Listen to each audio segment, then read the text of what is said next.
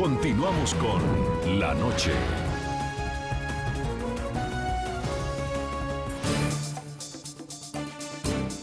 Continuamos en el programa La Noche. El nuevo periodo legislativo que inició en Colombia el pasado domingo 20 de julio será decisivo para el futuro del proceso de paz que adelanta el gobierno del presidente Juan Manuel Santos con las FARC. De concretarse un eventual acuerdo entre las partes que negocian en La Habana, Cuba, será el Congreso de la República el que tenga en sus manos la responsabilidad de reglamentar y poner en marcha las reformas que permitirían la aplicación de algunos de los puntos pactados en este proceso de paz.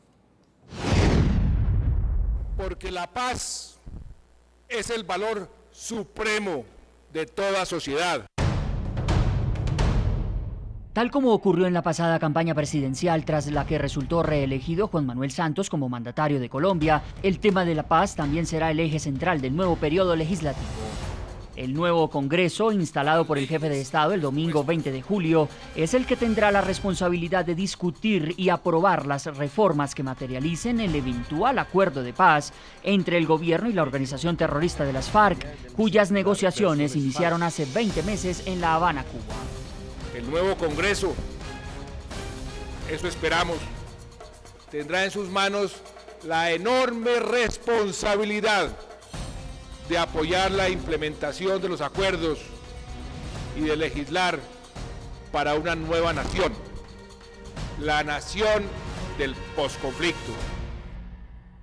En manos de los 102 senadores y 106 representantes que conforman el Congreso estará el reto de expedir la ley estatutaria para la implementación del denominado Marco Jurídico para la Paz, un momento determinante para las posiciones de las fuerzas políticas dentro del Congreso, pues será allí cuando se definan los beneficios de la justicia transicional para los criminales desmovilizados, su posible participación en política y si lo podrán hacer quienes son responsables de delitos de lesa humanidad. No se trata, y en esto quiero ser claro, de sacrificar la justicia para lograr la paz. No. Se trata de ver cómo lograr la paz con un máximo de justicia. Con la coalición de gobierno integrada por los partidos de la U, el Liberal y Cambio Radical, y el apoyo que en la campaña presidencial expresaron sectores opositores de izquierda e independientes al proceso de paz, podría vislumbrarse en el legislativo un panorama favorable al modelo que el gobierno Santos negocia con la agrupación criminal de las FARC. No obstante, el mandatario enfrenta desde ya una bancada de oposición cohesionada, la del Partido Centro Democrático encabezado por el expresidente y senador Álvaro Uribe, férreo opositor de las condiciones en las que se adelantan las conversaciones de paz en Cuba. Pero yo no pienso en absoluto que los que no acompañaron mi candidatura estén en contra de la paz. Por supuesto que la quieren. No hay colombiano en su sano juicio que no la desee. Representante, ¿cómo será la posición de ustedes? ¿Será tan feroz como muchos la vaticinan específicamente frente al proceso de paz? ¿Cuál es la estrategia que ustedes tienen? Como lo dije anteriormente, vamos a hacer una oposición propositiva porque hay temas que no dan espera. Con específicamente la negociación de paz, vamos a ser muy claros, porque es que aquí nos están vendiendo un imaginario de paz, cuando la paz se supone que acabaría con todas las muertes que se suceden en Colombia. Y resulta que lo que denominan el conflicto armado no produce ni el 10% de las muertes que hay en Colombia.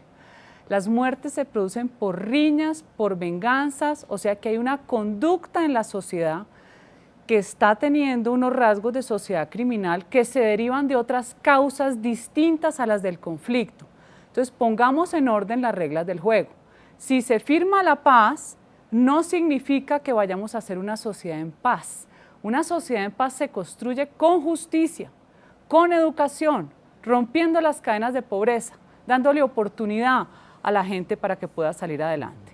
Entonces, no entremos en todos estos sofismas. Además, el discurso del presidente Santos fue terriblemente pobre incluso en recursos idiomáticos, repitió 29 veces la palabra paz, es como tratando de adoctrinar a la fuerza al que piensa diferente. Y lo único que nosotros queremos hacer aquí es mostrarle a la sociedad los riesgos que trae un proceso que se puede convertir en un peligro. Paz hay en Cuba, paz hay en Corea del Norte. Esa es la paz que queremos, donde no haya una oposición verdadera mostrándole a la sociedad los peligros que hay. Yo no quiero ver a Timochenko en el Congreso, yo quiero ver a Timochenko en la cárcel y a Iván Márquez también, que paguen por sus crímenes. Vamos a tener una mano tendida con las bases de las FARC, porque son miles de personas que han sido secuestradas y reclutadas para ser parte de este movimiento. Eso es otra parte de los crímenes de lesa humanidad por los que tienen que responder los cabecillas. Que usemos la justicia transicional como se hizo con los paramilitares, pero bajo ningún punto vamos a aceptar la impunidad. Senador Navarro, ¿cuál es su opinión frente a ese punto específico que es la justicia transicional y el papel pues, que va a jugar el Congreso para reglamentar ese marco legal para la paz?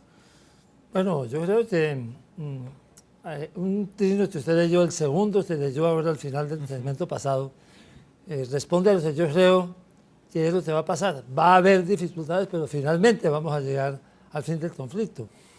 Yo creo que el fin del conflicto tiene un elemento en el que está la diferencia, digamos, fundamental con el centro democrático. La negociación exige que encontremos un mecanismo que permita la participación política de los que dejan las armas. Si no se permite la participación política, no va a haber negociación. Va a haber que imponer las condiciones por la fuerza. E imponer las condiciones por la fuerza significa prolongar el conflicto. Ahí es donde está la diferencia. Una paz negociada es una paz que puede llegar relativamente pronto. Una paz en donde el Estado imponga sus condiciones toma unos años indefinidos más de guerra. Creo que la fórmula jurídica, que ya no puede ser la amnistía y el indulto de tantas guerras y tantos conflictos que terminaron en el pasado en Colombia, en el marco de la justicia transicional, debe encontrar la manera de que puedan hacer política la mayoría de los miembros de las FARC. Puede haber algunas excepciones, pero algunas, no decir todos los jefes se van presos, porque entonces no hay negociación. Y si no hay negociación, sigue el conflicto. Ahí es donde está la diferencia fundamental, en que encontremos la fórmula jurídica que permita que muchos de los responsables de las FARC puedan hacer política y lleguen al Congreso si los eligen los colombianos con voto popular. Yo sí creo que en eso tenemos que ser muy claros. Allá al Congreso pueden llegar si los eligen los colombianos, pero hay que abrir esa opción y ahí está la diferencia fundamental. Senador Juan Manuel Galán, voy con usted en Cali, Colombia, senador por el Partido Liberal. Le traslado pues la misma pregunta, pero quiero matizarla con la siguiente cifra.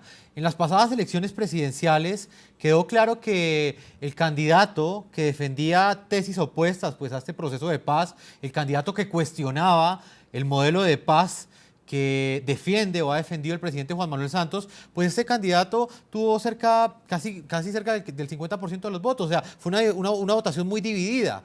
¿Cómo desconocer ese parámetro dentro del Congreso donde están las mayorías del santismo y posiblemente se aprobará ese marco legal para la paz o esa reglamentación del marco legal para la paz, tal como lo exige esa negociación que está llevando a cabo el presidente Juan Manuel Santos? Pero por otro lado, hay unos colombianos que no defienden esas condiciones que se están poniendo en ese modelo de paz.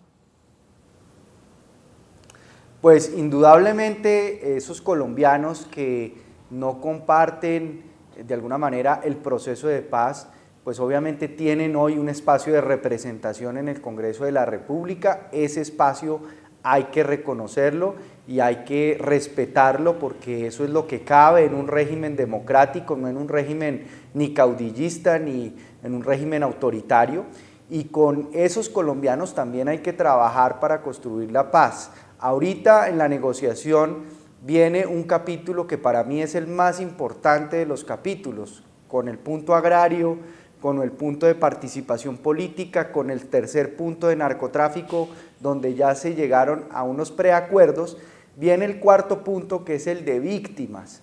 Ese punto para mí es fundamental y yo creo que todas las víctimas de las FARC tienen que también tener una buena representación, una buena organización para poder hacer llegar sus voces, sus, digamos, inquietudes, pero también exigirle a las FARC que les entregue la verdad como un mecanismo de reparación muy importante, porque finalmente para una víctima la manera de repararse no es con un cheque de dinero y a veces tampoco es con la misma justicia, aunque claro que tiene que haber justicia y no puede haber impunidad para que un proceso de paz sea sostenible.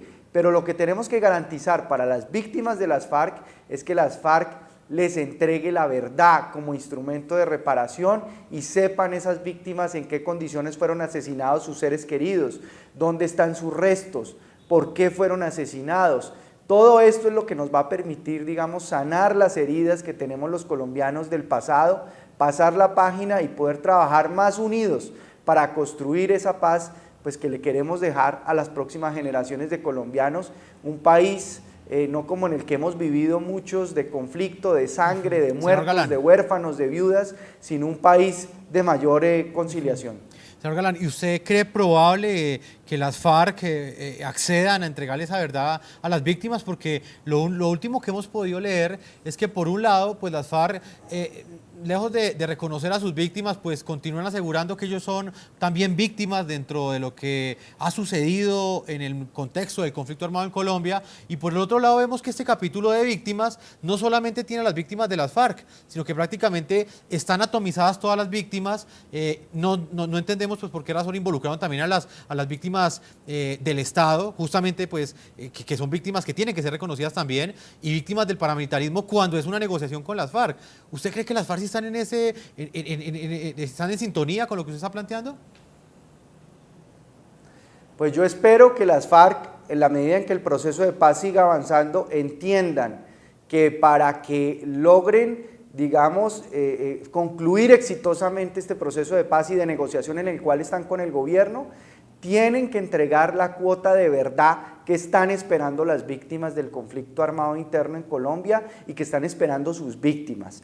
Eso es, digamos, el mínimo que esperan los colombianos de parte del grupo de las FARC como una demostración de voluntad real de paz para precisamente entregarle esa verdad, esa información como instrumento reparador a las víctimas. Y yo creo que el Estado colombiano tiene que acompañar y apoyar el proceso de organización y de asociación de las víctimas de las FARC para que puedan reclamar esa verdad. Sin una verdad frente a lo que ha ocurrido en el caso de las FARC y del ELN, pues va a ser muy difícil que sus víctimas le apuesten al acuerdo de paz. Señor Galán, vamos a una segunda pausa comerciales. Vamos a leer, antes de ir a esta pausa, algunas de las respuestas que nos entregan nuestros televidentes a la pregunta que hacemos el día de hoy. ¿Qué papel creen ustedes que jugará la oposición en el nuevo Congreso de Colombia? ¿Podrá influir en los acuerdos del modelo de paz que negocia el gobierno del presidente Juan Manuel Santos con el grupo terrorista de las FARC? Leamos algunas de las opiniones que llegan hasta ahora.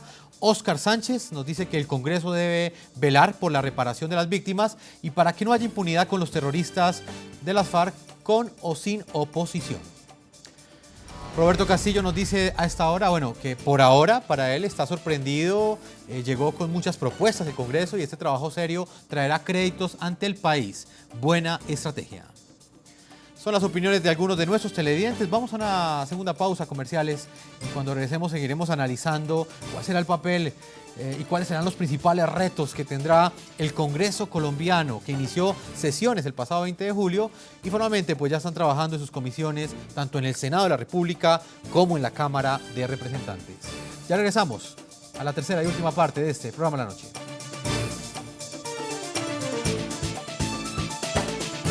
Ya regresamos con La Noche.